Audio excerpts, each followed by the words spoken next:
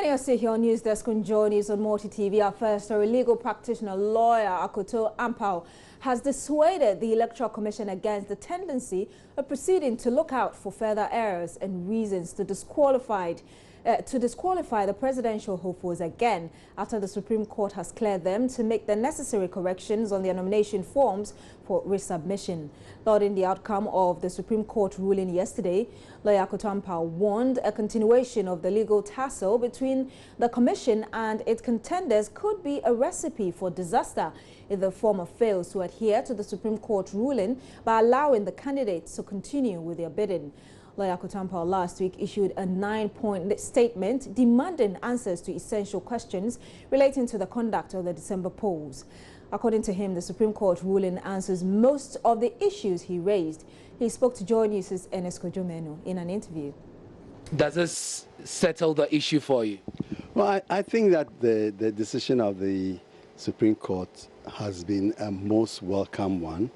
I must say that for the Supreme Court in a certiorari application to take the very bold and unprecedented step of directing that all the other aspirants who had cases in court should have their cases stayed so that they also can go back to the EC and correct their nominations from. I think it's really a very bold and forward-looking decision by the EC and by the Supreme Court rather, and it largely addresses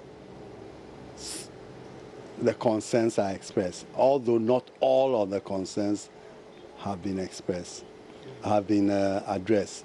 Why do I say so? I say so because we still need the EC to give specific answers to the questions I've posed. How long is it going to take it to print out all the relevant forms? When is it going to do the ballot? When will they print out the ballot papers and so on? All those things need still to be answered so that Ghanaians, citizens of this country, would have a clear idea, the nature of the EC's timetable. Because as a public body playing such a critical role conducting general elections, all its actions ought, in my view, to be very transparent. It ought to be given very detailed information about the steps it is taking to deliver free, fair, credible and transparent elections. That's a valid point you make, but really the parties that have this window of opportunity have by close of day tomorrow, and it is only after then the EC can then do the balloting, go ahead with the printing and all of these issues. What do you make of that? I think that under normal conditions, I would consider the time given. The decision was taken almost midday, so it really meant a day and a half for the different aspirants to go back to the AC, make the necessary corrections, get the relevant subscribers to come from wherever they are in Ghana to come and sign and so on. I think that ordinarily speaking, I would say that the time given by the Supreme Court is way too short, and that they ought to have been given about some 5 days or so that there's ample time for the aspirants to do the corrections. But if you take account of Regulation 4.2 of CI 94, that is the Public Elections Regulations for 2016, you would begin to understand why the Supreme Court was more or less compelled to give this order. See, the regulation requires that the commission shall issue a writ indicating the day on which poll is to be taken which shall be in the case of general elections not less than 30 days or more than 90 days after the last day appointed for the nomination of candidates. I don't know whether this is what the Supreme Court was thinking about when it gave this order. If this is not relevant, you see, it's 30 days. The 30 days. Technically, we have just about 30 days. 30 days will be running from tomorrow. Yeah. We will be 30 days. Yeah. So I don't know whether this was what the Supreme Court considered. Otherwise, it might well be the case, as I believe the chair of the Electoral Commission indicated in his interview with BBC, that they had notified the court, the Supreme Court, of what the days that they would require to do everything. I don't know whether in that notification they had indicated to the court that by end of day tomorrow they should have resolved all these matters, which may have influenced the court in giving the 1.5 day window of opportunity. Otherwise, I really think that the 1.5 days was unreasonable. But back to the issue of timing, again, really, does this, put a closure to all the court cases that we see? Because in the last interview I had with you, you did indicate that with your experience with litigation, anything at all can come up. People could go back to the High Court and start all of this, start a fresh case altogether. Don't you foresee a situation like that that might reignite the anxiety that you had earlier about the timing and the date for the election? Now, it is quite clear that now neither the EC nor the people of Ghana have any extra days. So if, for instance, these aspirants go back to the EC, they make the corrections which constituted the basis for which the EC disqualified them. The EC takes their nomination forms, and then by end of day tomorrow, the nomination period that the Constitution, the Supreme Court gave is ended. Yeah. And then, out of nowhere, the EC comes back with new errors. That, there's also this error, so I'm disqualifying you. Because the nomination period would have ended. The aspirants would be highly aggrieved because they would have been justified in saying that the EC had all the opportunity of drawing their attention to A, B, C, D. It only drew their attention to just A. So it was assumed that everything but A was okay. So it could not have come back to raise B and C. So my, what do you call it? My considered appeal to the EC is that it should not proceed to look for and find new reasons why the nomination forms of these aspirants should be... But is that fair to the EC? Doesn't it put so much responsibility on the EC? If you are interested in leading the country, and this Madam Charlotte Osei has been saying all the time, you should be able to do some due diligence when you're filling your nomination form. Wouldn't you rather advise, for instance, the parties that once this window of opportunity has been given, they should take their time, go through the forms, and make sure they get it right this time around, rather than placing the responsibility on the EC, as it were? The rules place the responsibility on the EC, and the EC should not be allowed to make political statements. We are talking about legal process, and under the legal process, it is the EC that must draw their attention to the errors, so it should take up its responsibility. If the aspirants are making these errors, those are errors that the people can judge politically and decide that, because they could not even fill their forms properly, I will not entrust my confidence in them by voting for them. That it is not for the EC to make that determination for the people of Ghana. It is completely out of its jurisdiction. The EC is to ensure that the aspirants comply with law. Okay. But if you're talking about legality here, they have raised issues about the signature, the false signatures that they found on some of the forms. Is that not, would that not be enough grounds to, for instance, disqualify someone? The Supreme Court has already ruled on that. Let's not go back to that. The Supreme Court has ruled that they should be given an opportunity to correct all those errors. So that one, that question that the EC was introducing, that the possible criminality has emerged from the examination of the forms, and therefore she or they or the commission, let me put it that, the commission or she as the returning officer would not allow such persons to stand for elections. It's totally out of her purview. If they wish, they can refer the matter to the police. But that cannot stop the EC from, for instance, in the US elections, the FBI was, how do you call it? Investigating Hillary, yes.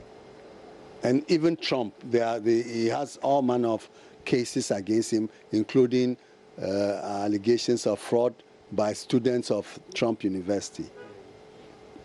Once those have not been proven before a law of competent jurisdiction, a court of competent jurisdiction, and the persons found guilty, you can't use that fact to stop them from contending there.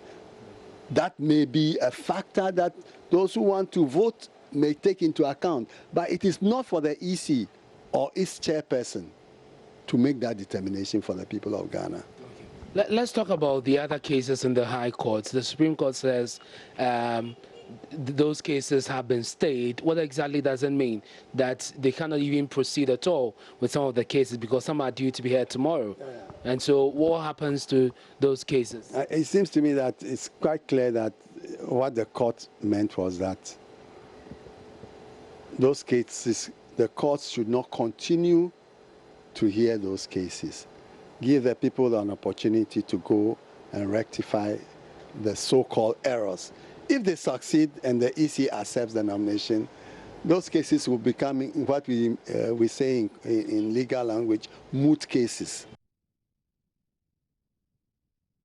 Now, the presidential candidate of the Independent People's Party, Kofi Akpaloo, is one of the 12 presidential hopefuls whose nominations were rejected by the Electoral Commission, and he's been in court with a hope to reverse the Commission's decision on his presidential ambition.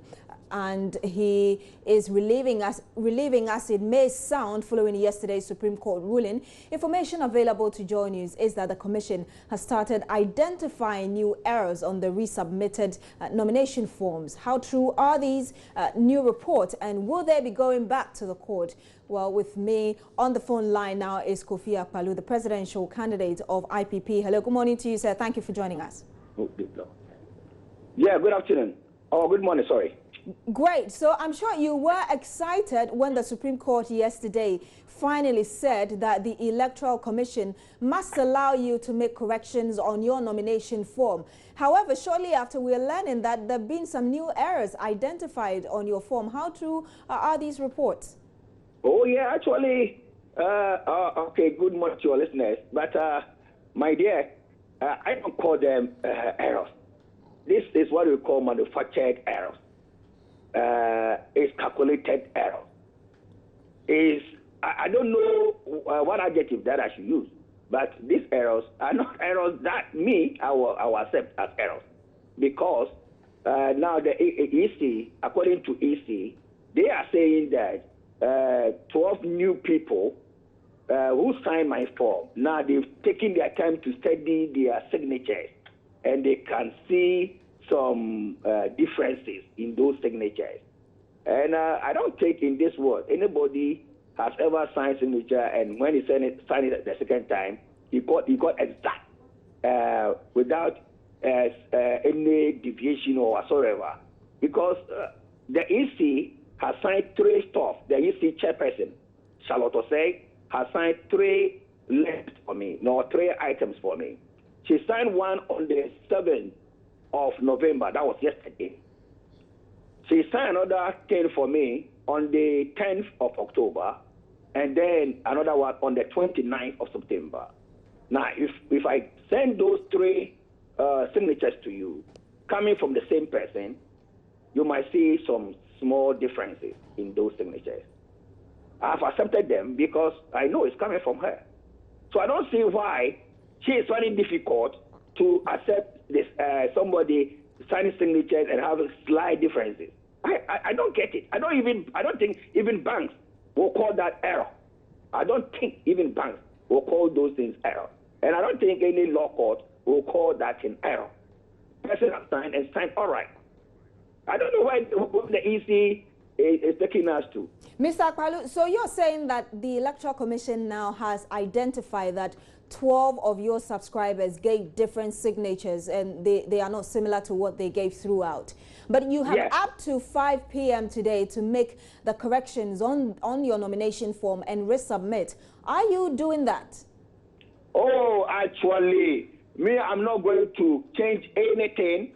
The signatures will stay as it is because they are not errors, and we are not going to change anything. We are not going to change anything because the errors that they are claiming are not errors. And the signatures are the same. They are the same signatures. They are not different signatures. They are the same signatures and they are not different signatures. But if the Electoral Commission sees this as error and you refuse to correct them, it means that you are already disqualifying yourself from the race. Oh no, then we'll definitely go to court for court to determine that because this is not error. The same signatures. So there's same signatures. How can same signatures be error? Same signature can never be error from the same person.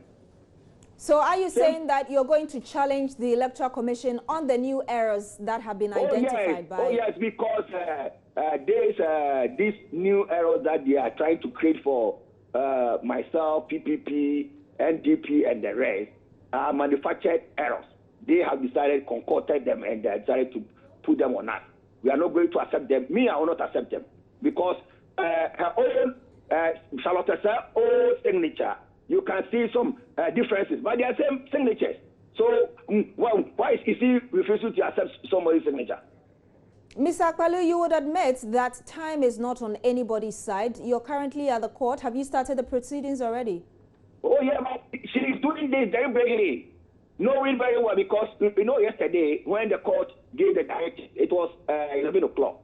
We were at the EC office at 11:20. We stood there. We stayed up from that time to 6:20 before they attended to us. So deliberately they decided to delay us and then coming out with these new findings. I mean, nobody's going to accept that in this country. Nobody is going to accept this in this country. Yes, Mr. Akpalu, what I want to know is that we know that the Electoral Commission has taken the errors back to the Supreme Court and you are currently at the court as well. Are you filing this suit you talk about? Actually, my lawyers are working on it. And so it's not likely you file the suit today? I'm not sure. All right, thank you very much, IPP presidential candidate Kofi Akpalu there. My colleague Joseph Akablay is at the EC and he joins me live on the line. Joseph, what's the latest development there? Well, for those here at the commission, in fact, 2 of the disqualified nominees are already seated at the IPAC conference room. And for them, it's a long wait. They are waiting for the Electoral Commission chair, who is the returning officer, to show up here at the commission. I'm talking about the UFPs, Ajenim Boateng, as well as the UPPs, Akwesi Ade Odike. Now, both of them tell me, for the UFPs, Ajenim Boateng, he tells me he has been here at the office of the commission since 7 a.m. and so far he has not heard anything from the Electoral Commission. He says he wants to be handed his nomination form to correct those mistakes. He said 4 of them were pointed out to him at the last time the Electoral Commission had a press conference to announce his disqualification. So he has come out here with some subscribers hoping to correct those 4 mistakes. But as it stands now, the time he says is moving and he has not heard anything from the commission. So he's in a state of fear as to whether the commission will come and point out some additional errors to him. What will be his next line of action? But his is a different case altogether. You recall his disqualification was put on hold and he was given some time to resolve some internal party matters due to a court suit challenging his candidature as a flag bearer of the party, and he couldn't meet that deadline, but the commission decided to disqualify him as a result of that. So as it stands, he's also different. He says he won't speak to me. He's waiting a bit. His lawyer will be joining me pretty shortly to communicate with the Electoral Commission, after which he'll be telling us exactly what he came here for. So it's not clear, because for him, there was nothing wrong with it. It was a case of, because of the internal dispute which was in court, not being resolved in time. So as it stands, the two of them are weak. I understand Madam Ekuadonko was here earlier. I've not set my eyes when I was told she came earlier and had been given her nomination form. I can't confirm that independently, but that is the information I picked up. But as it stands, they are all waiting patiently for the Electoral Commission here, who is the returning officer. Yes, Joseph, I'm wondering whether you've had a word from any representative of the Electoral Commission. You know that the PPP is challenging the new errors that have been found. And we also just spoke to the IPP's presidential candidate, Kofi Akpalu, who is also threatening to take some legal suit against some legal action against the EC. Have you heard any word from the EC regarding these latest developments? Not at all. And in fact, that is what I'm still working on now, to try and get a response from the Electoral Commission, especially for some of those parties who are yet to even receive an official communication from the Electoral Commission, like the UFP and the UPP, are all patiently waiting. So we'll still be trying. As and when we get that interview, we'll let our listeners and viewers know. Thank you very much, our correspondent Joseph Akuble. He's currently at the Electoral Commission headquarters monitoring events there as the disqualified presidential candidates try to resubmit their nomination forms. You're still here on News Desk on Joy News on Multi TV. Stay with us. We'll be back shortly with more.